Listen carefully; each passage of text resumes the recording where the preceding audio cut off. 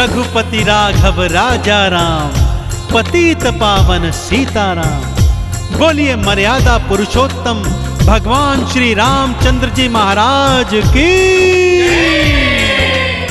भक्तों, गोस्वामी तुलसीदास जी द्वारा रचित रामचरितमानस भगवान श्री रामचंद्र जी की लीलाओं से परिपूर्ण है। किस तरह श्री हरि विष्णु ने महाराजा दशरथ नंदन राम के रूप में धरती पर अवतार लिया और पापी रावण का अंत कर धरती पर राम राज्य स्थापित किया। रामायण में प्रभु राम की अनेकानेक लीलाओं का वर्णन है, जिनमें से एक मार्मिक कथा अहिल्या उद्धार की कथा मैं आज आपको सुनाने जा रहा हूं। तो एक बार फिर बोलिए मर्यादा पुरुषोत्तम भगवान श्री रामचंद्र जी महाराज की।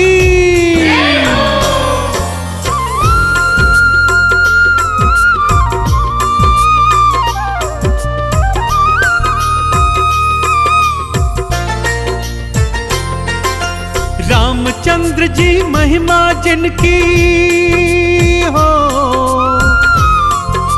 रामचंद्र जी महिमा जिनकी भक्तों अपरंपार।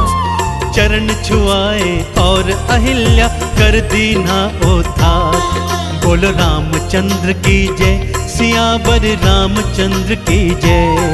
बोलो रामचंद्र की जय, सियावर रामचंद्र की जय।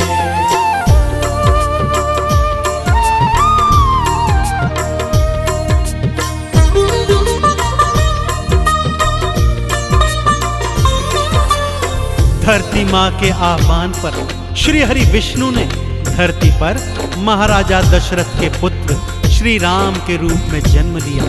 साथ में भाई भरत, लक्ष्मण और शत्रुघ्न ने भी जन्म लिया। बाल लीलाएं करने के पश्चात गुरु वशिष्ठ के आश्रम में जाकर उन्होंने शिक्षा दीक्षा ग्रहण की भक्तों, और अब चारों भाई गुरुकुल से वापस आ गए थे। एक दिवस महाराजा दशरथ के दरबार में मुनि विश्वामित्र आए। महाराजा दशरथ ने उनका स्वागत सत्कार किया, परंतु आज मुनि विश्वामित्र के मुख पर विषाद के बादल देखे तो दशरथ ने उनसे अनेक प्रश्न किए, परंतु मुनिवर थे कि मुख से कुछ बोल ही नहीं रहे थे। और जब मुनिवर ने महाराजा दशरथ से यह शिकायत की तो उसके पश्चात क्या हुआ, आइए सुनते हैं। राजा दशरथ तेरे राज में असुर उत्पात मचाए। हम ऋषियों का यज्ञ है राजन, पूर्ण ना हो पाए। इसी समय श्री रामचंद्र और लक्ष्मण साथ में भेजो। इन असुरों का अंत करेंगे मिलकर के ये दोनों। दशरथ ने गुरुवर की सुन ली हो, दशरथ ने गुरुवर की सुन ली भक्तों करुण पुकार। राम लखन को संग में भेजे हृदय धर कर भार। बोलो रामचंद्र की जय, सियावर रामचंद्र की जय। बोलो रामचंद्र की जय, सियावर रामचंद्र की जय।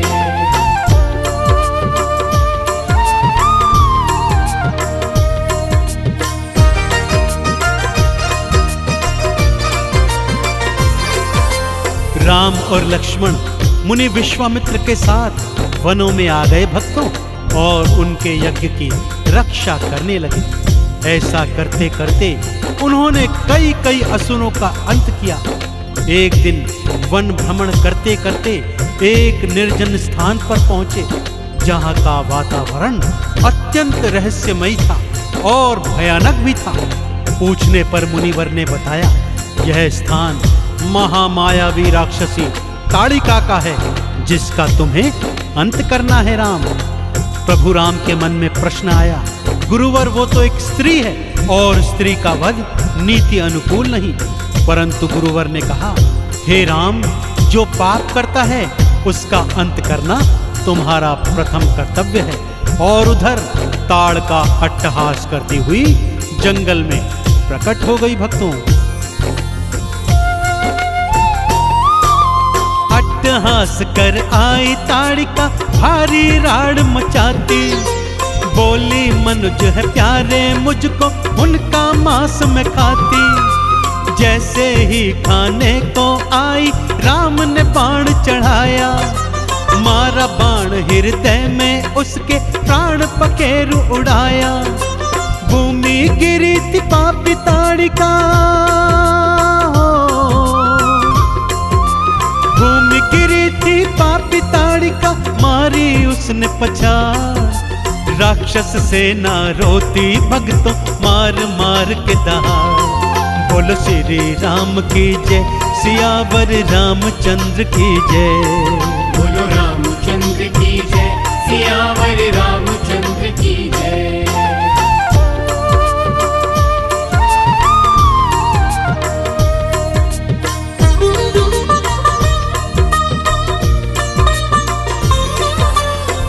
ताड़का और सुबाहु जैसे महाराक्षसों का अंत करने के पश्चात राम और लक्ष्मण मुनि विश्वामित्र के यज्ञ की रक्षा करते रहे।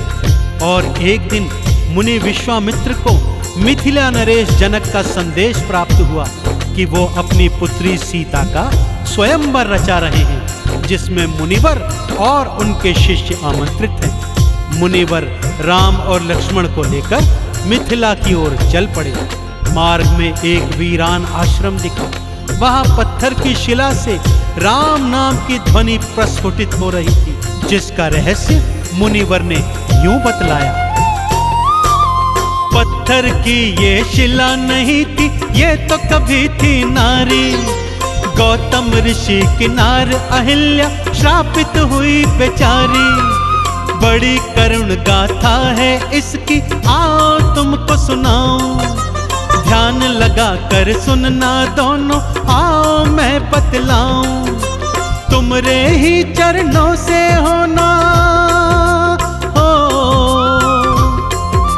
तुमरे ही चरणों से होना इसका तो उद्धार। इसीलिए तो आए हैं हम आज यहाँ इस द्वार।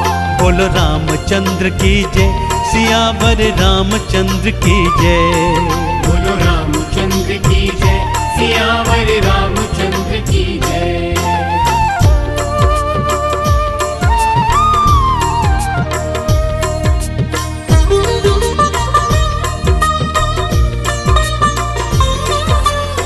इसकी करुण कथा इस तरह है राम। गौतम ऋषि गृहस्थ होकर भी घनघोर तपस्वी थे और उनकी पत्नी अहिल्या अत्यंत पतिव्रता नारी थी। वो नित्य प्रति भोर की पहली किरण के साथ साथ गंगा स्नान हेतु चले जाते थे, परंतु इंद्र उनके तप को भ्रष्ट करना चाहता था। अतः उसने एक चाल चली, मध्य रात्रि को मुर्गे की बांग दे दी। गौतम ऋषि भोर हो गई जानकर गंगा स्नान को चल दिए और इधर इंद्र उनका रूप धरकर कुटिया में प्रवेश कर गया और अहिल्या के साथ प्रेम क्रीड़ा करने लगा। उधर गौतम ऋषि जब वापस आए तब उन्होंने अहिल्या को इंद्र के साथ प्रेम रत देखा और क्रोध में आकर उन्हें श्राप दे दिया कि जा तू पत्थर की शिला बन जा। परंतु जब सत्य जाना तो उसे मुक्ति का उपाय बताया कि राम चरणों की धूलि से एक दिन तेरा उद्धार होगा। जाओ राम अब देर करो ना, शिला के सन्मुख जाओ।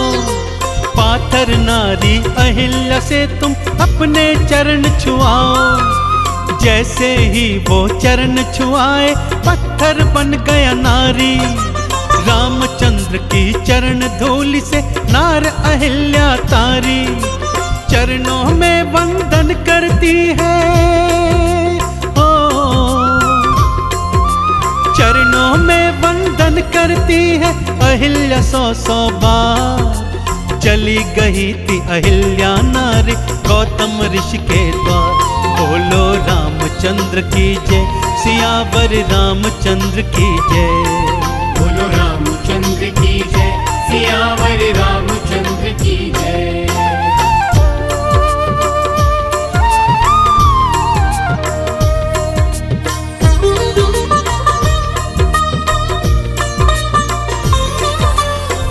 तो देखा आपने भक्तों किस तरह प्रभु श्री राम जी के चरणों की धूलि से एक पत्थर की शिला नारी बन गई और प्रभु राम ने श्रापित अहिल्या का कल्याण किया।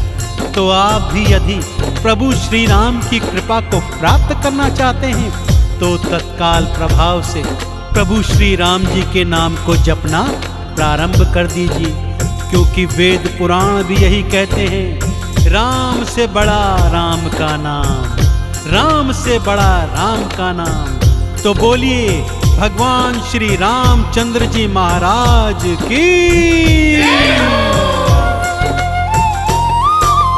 राम नाम को जप के तर गई भक्तों नार अहिल्या, राम नाम गाते हुई पूर्ण शबरी की तपस्या।